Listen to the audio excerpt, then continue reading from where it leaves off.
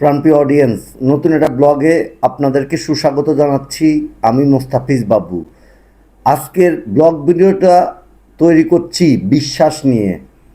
বিশ্বাস হচ্ছে সম্পর্কের ভিত, আর সেই ভিতেই যদি ফাটল ধরে তখন ভালোবাসা ভেঙে পড়ে।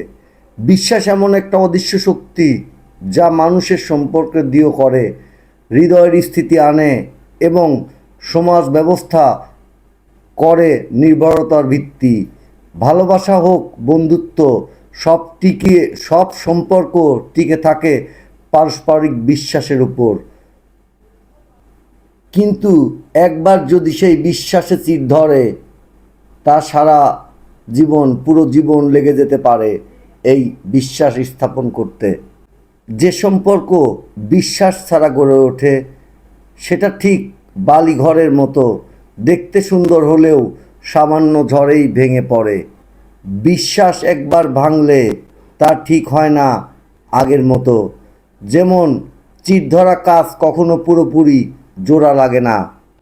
আর যেখানে বিশ্বাস থাকে সেখানে শব্দ কম লাগে, আর যেখানে সন্দেহ জন্মায় সেখানে নীরবতাও একটি প্রশ্ন হয়ে দাঁড়ায়।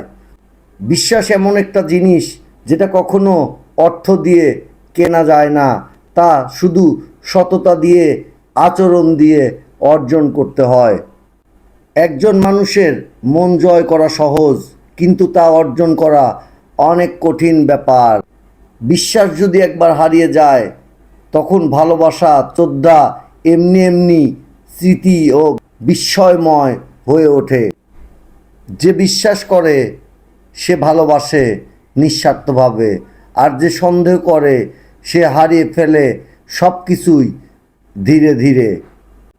বিশ্বাসে কোনো শর্ত জন্মায় না, এটা আসে অনুভব থেকে, আর এটা নষ্ট হয় একটি মাত্র মিথ্যার প্রলোভনে।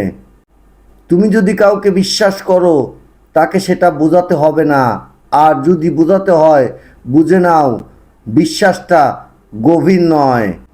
বিশ্বাস একবার হারালে সম্পর্ক বেঁচে থাকলেও হৃদয়ের সংযোগটা আর কখনোই ফিরে আসে না।